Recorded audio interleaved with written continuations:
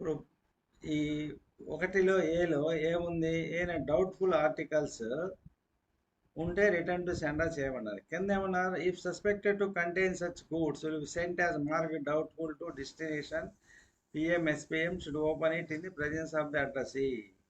అంటే suspected to contain such goods మన పక్కాగా తెలిసిన అనుకో అవి ఉన్నాయి అని, ఇంపోర్టెడ్ యాక్ట్కి వ్యతిరేకంగా లేకపోతే ఎనీ రూల్కి వ్యతిరేకంగా ట్రాన్స్మిట్ అవుతున్నాయని పక్కాగా తెలిస్తే రిటర్న్ టు సెండర్ చేస్తాం. ఒకవేళ డౌట్ఫుల్ ఉంది మనకి అవి అవునా కాదని డౌట్ఫుల్ ఉంది, అలాంటి డౌట్ఫుల్ ఉన్నప్పుడు ఆ ఆర్టికల్ మీద డౌట్ఫుల్ అని రేపు డెస్టినేషన్ పంపాలి. అప్పుడు SPM PM should open it in the presence of the address. అలా డౌట్ఫుల్ అని రాసి పంపినవి డెస్టినేషన్లో పోస్ట్ మాస్టర్ కానీ ఎస్పిఎం కానీ అడ్రస్ సమక్షంలో ఓపెన్ చేయాలి. ఇప్పుడు ఒకటోదానికి రెండోదానికి తేడా తెలిసింది కదా మీకు. ఫస్ట్దేమో మనకు పక్కాగా తెలిసి ఉండాలి, అది ఆర్టికల్స్ బీయింగ్ ట్రాన్స్మిటెడ్ అంటే మన పోస్ట్ ద్వారా పోయే ఆర్టికల్స్, ఉత్తరాలు, పార్సిల్స్ కానీ ఏవైనా ఇంపోర్టింగ్ అండ్ ఎక్స్పోర్ట్ యాక్ట్కి వ్యతిరేకంగా ఉన్నాయి అంటే ఇంపోర్ట్ ప్రొహిబిట్ చేస్తారు కొన్ని, ఒక్కోసారి కొన్ని టైంలో కొన్ని ప్రొహిబిట్ చేస్తారు, మళ్ళీ వాటిని రిలీజ్ చేస్తారు, మళ్ళీ ఇంకొన్ని ప్రొహిబిట్ చేస్తారు. It depends upon the relation between the countries. ఒకవేళ ఏదైనా మనకి మన అమెరికాకి తేడా వచ్చిందని, ఇప్పుడు చైనా ఇబ్బందిగా ఉంది, చైనా నుంచి మనకి గూడ్స్ ఇంపోర్ట్ చేసుకోకూడదని మన టెంపరీగా యాక్ట్ చేశారు. అది ఇప్పుడు ఉందో లేదో ఫోర్స్లో తెలియదు. అలా ఏదన్నా మన చట్టాలు చేస్తే మన పార్లమెంట్ వాళ్ళు కానీ అలా చట్టాలు చేసిన అయితే ఇంపోర్ట్ చేసుకోకూడదో అవి చేసుకున్నట్టుగా మనకు పక్కాగా తెలిస్తే, అలాగే ఏదైనా చట్ట వ్యతిరేకంగా ఉన్నాయి అని పక్కాగా తెలిస్తే అవి రిటర్న్ టు సెండర్ చెయ్యాలి. ఒకవేళ అలాంటి ఉన్నాయని డౌట్ఫుల్గా ఉంటే, పక్కాగా తెలియదు, వీఆర్ ఓన్లీ సస్పెక్షన్ అంటే డౌట్ఫుల్, అవునా కాదా, ఉందా లేదా అని సస్పెక్షన్, అలాంటివైతే మీరు ఆర్టికల్ మీద డౌట్ఫుల్ అని రాసి డెస్టినేషన్ పంపాలి. ఏ డెస్టినేషన్ డెలివరీ ఆఫీస్కి ఏదైతే దాన్ని పంపించేస్తారు, యాజ్ యూజువల్ డౌట్ఫుల్ అని రాస్తారు. అక్కడ పోస్ట్ మాస్టర్ కానీ ఎస్పీఎం కానీ ఏం చేస్తారు? అడ్రసీని పిలిచి ఆయన ముందు ఓపెన్ చేస్తారు. ఏమైనా సస్పెక్టెడ్ గూడ్స్ ఉంటే ఫర్దర్ కోర్స్ ఆఫ్ యాక్ట్ని ఏం చేయాలనేది మన వాల్యూమ్స్లో ఉంటుంది, దాని ప్రకారం చేస్తారు. ఒకవేళ దానికి ఏమన్నా డ్యూటీ, ఇది కస్టమ్స్ డ్యూటీ ఉందనుకో, కస్టమ్స్ డ్యూటీ రిపోర్ట్ చేస్తే ఇంత కస్టమ్ డ్యూటీ పెండింగ్ ఉందని, లేకపోతే అసలు ప్రొహిబిటర్స్ కంప్లీట్ చేయకూడదు రిపోర్ట్ చేస్తారు. పోలీసు చేయమంటే పోలీసు చేస్తారు, లేకపోతే మన పై ఆఫీసర్లు చేయమంటే పై ఆఫీసర్లు చేస్తారు, అట్లా ఉంటుంది. అది అంతవరకు. తర్వాత articles on which customs duty is due will not be transmitted by post till customs duty is paid. ఒకవేళ కస్టమ్స్ డ్యూటీ డ్యూ ఉన్న ఆర్టికల్స్ ఏమైనా ట్రాన్స్మిట్ చేస్తున్నారని తెలిస్తే అది కస్టమ్స్ డ్యూటీ పే చేసేంత వరకు ట్రాన్స్మిట్ చేయరు.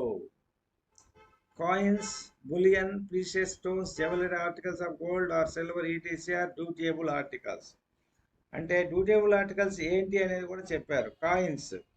కాయిన్స్ అంటే మనీ, బులియన్, ప్రీషియస్ స్టోన్స్ అంటే diamonds, jewellery, articles of gold అంటే గోల్డ్తో తయారు చేసిన వస్తువులు, ఆర్ సిల్వర్, వెండి, ఇవన్నీ కూడా dutiable articles. They are liable for customs duty. అవి కస్టమ్స్ డ్యూటీ కట్టి తీసుకోవాలి. అది దాని యొక్క సారాంశం. కాబట్టి ఇక్కడ డ్యూరబుల్ అనేది మనకి ఎక్కడ రాలేదు, డ్యూటేబుల్ అని వచ్చింది.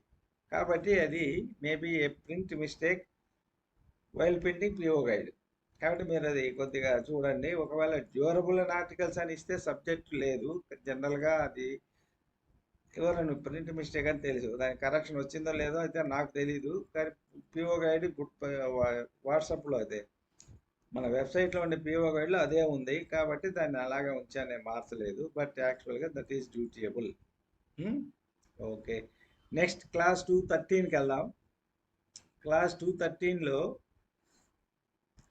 ఏమున్నాయి, ఎలాంటి ప్రొహిబిట్ చేయొచ్చు అనేది మనం ఇప్పుడు నేర్చుకుందాం. Articles bearing thereon any matter which is prejudicial to the manufacture of maintenance of law and order etc. మళ్ళీ ఒకసారి చదువుతా చూడండి. Articles bearing thereon any matter which is prejudicial to the maintenance of law and order etc. Article మీద ఏదైనా matter రాసి ఉంటారు. ఆ matter law and order maintain చేయడానికి మన కంట్రీలో ప్రీడిజిషన్ అంటే అగనెస్ట్ టు రూల్స్ పోతున్నట్టుగా ఏదైనా పైన రాతలు రైటింగ్స్ ఉంటే అది దాన్ని ఏం చేయాలి? No article will be transmitted by post which are prejudicial to the maintenance of law and order. అసలు ట్రాన్స్మిట్ చేయకూడదు. చట్టానికి వ్యతిరేకంగా పోతున్నాయి అని పైన ఏదైనా రాతలు ఉంటే, అంటే రాతలు చట్టానికి వ్యతిరేకంగా ఎలాంటి రాతలు ఉంటాయి? ఒకసారి ఆలోచించండి. ఏవైనా కూడా ఇప్పుడు ఏవైనా రాతలు ఉండొచ్చు చట్టానికి వ్యతిరేకంగా, prejudicial to the maintenance of law and order. ఇక్కడ చట్టాన్ని కాపాడేదానికి ఏ అయితే ఇబ్బందులు ఉంటాయో ఆ రాతల వల్ల అలాంటివి మనం ట్రాన్స్మిట్ చేయకూడదు. Articles which will be furtherance helpful beneficial. Furtherance అంటే హెల్ప్ఫుల్ బెనిఫిషియల్. ఫర్దరెన్స్ అనే దానికి ఇక్కడ అర్థం ఏంటంటే helpful beneficial to a political party or organisation. మీరు పంపించే ఆర్టికల్స్ ఏవైనా కూడా ఎనీ పొలిటికల్ పార్టీ కానీ ఆర్గనైజేషన్ కానీ హెల్ప్ఫుల్గా ఉన్నాయి అనుకుంటే అవి ట్రాన్స్మిట్ చేయకూడదు. Or articles which tends directly to cause loss or injury to any community or class of persons whatsoever. ఆ articles loss or in injury to any community or class, ఏదైనా such community of people, class of people అంటే ఒక వర్గానికి, అంటే suppose మన దగ్గర ఒక caste ఉన్నాయి కదా, ఏదైనా ఒక క్యాస్ట్కి ఇబ్బంది కలిగే విధంగా అలాగా అంటే మతపరంగా ఏదన్నా ఇది చేసి లేకుంటే ఇవి ఇప్పుడు ముస్లిమ్స్ ఉన్నారు, ముస్లిమ్స్కి వ్యతిరేకంగా రాయటము, అలాగే ముస్లిమ్స్ పంపించే హిందువులకు వ్యతిరేకంగా రాయటం, అవి వాళ్ళ హిందువులకు ఇబ్బంది కలగడం, అలాగే ముస్లిమ్స్కి ఇబ్బంది కలగడం, అలాంటి రాతలు ఏమైనా ఉంటే వాటిని straight away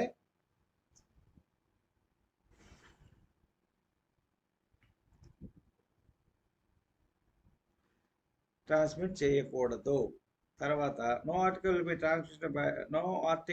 B transmitted by post which has there on the cover thereof. అంటే కవర్ మీద కింద ఏమైనా ఉంటే అవి కూడా ట్రాన్స్మిట్ చేయకూడదు. ఏంటి?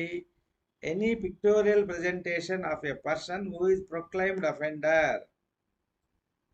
Any pictorial presentation of a person who is proclaimed offender. అంటే పిక్టోరియల్ ప్రజెంటేషన్ అంటే ఏంటి? బొమ్మ. పిక్టోరియల్ ప్రజెంటేషన్ గీతలతో బొమ్మలు ఉంటాయి, అవి పిక్టోరియల్ ప్రజెంటేషన్ అంటారు, లేకపోతే మామూలు బొమ్మ అయినా కూడా. Any pictorial presentation of a person who is proclaimed offender అంటే అతను నిందితుడుగా, ప్రొక్లైమ్డ్ అంటే ప్రకటించేశారు, ఈయన నిందితుడు అనే కోర్టు జడ్జిమెంట్ ఇచ్చి ఉంటుంది ఈజ్ అఫెండర్ అని. అలాంటి ఫోటోలు పైన ఉన్న కవర్లు మనం పోస్ట్ ద్వారా ట్రాన్స్మిట్ చేయకూడదు. అది ఒకటి. రెండవది, who has been convicted of an offence punishable under. ఏదైనా ఒక కన్విక్టెడ్ శిక్ష విధించుంటే దేని కింద? Chapter 4 of Indian penal code. Chapter 4 Indian penal code chapter 4 ప్రకారము ఎవరికైనా శిక్ష విధించి ఉన్నట్టయితే వాళ్ళ ఫోటోలు కానీ, or the defence of India rules, అంటే మన డిఫెన్స్ ఫోర్స్ ఉంటాయి కదా, వాళ్ళకు రూల్స్ ఉంటాయి. డిఫెన్స్ రూల్స్ ఏముంటాయి? సీక్రెసీ ఆఫ్ కంట్రీ ఉంటుంది. సీక్రెసీ ఆఫ్ కంట్రీ అంటే మన యొక్క విషయాలు ఇతర దేశాలకు, ముఖ్యంగా శత్రు దేశాలకు తెలియదు. ఏ దేశాలకు కూడా మన ఇన్ఫర్మేషన్ చెప్పకూడదు. డిఫెన్స్ రూల్స్ ఉంటాయి కొన్ని, అదొక రూల్స్, సెట్ ఆఫ్ రూల్స్ ఉంటాయి. ఆ రూల్స్లో rule 26 of the set rules, who has been directed to the detained under the provisions of rule 26 of the set rules. ఎవరైనా డిఫెన్స్ రూల్స్లో 26 రూల్ 26 ప్రకారము డీటెయిన్ చేసి ఉంటే వాళ్ళ ఫోటోలు కూడా కవర్ల మీద వేయకూడదు. అది ఒకటి. తర్వాత next, if any article in course of transmission by post is found to contravene the provisions of sub class 1 and 2, it will be sent to or all return to letter office for disposal. ఇలా పైన చెప్పిన class 213లో 1, 2లో చెప్పిన విధమైన articles మీకు ట్రాన్స్మిషన్లో తోడైతే clause 1 and 2, it will be sent to RLO, return letter office, for disposal. మళ్ళీ ఒకసారి చదువుతా వినండి. If any article in course of transmission by post is found to contravene the provisions of sub class 1 and 2, it will be sent to RLO, return letter office for disposal. అంటే దీని అర్థమైందంటే పైన చెప్పిన 213లో ఇప్పుడు మన స్టడీ మెటీరియల్లో 1, 2 ఉన్నాయి. ఆ 1, 2లో చెప్పిన ఇలాంటివి ఏమైనా మనకి తటస్థపడితే పోస్టల్లో ట్రాన్స్మిషన్లో అవి రిటర్న్ లెటర్ ఆఫీస్కి పంపాలి. అది గుర్తుపెట్టుకోండి. రిటర్న్ ఆర్ఎల్ అంటే return letter office. Next class 214, article which has anything written, printed, impressed and attached to the in the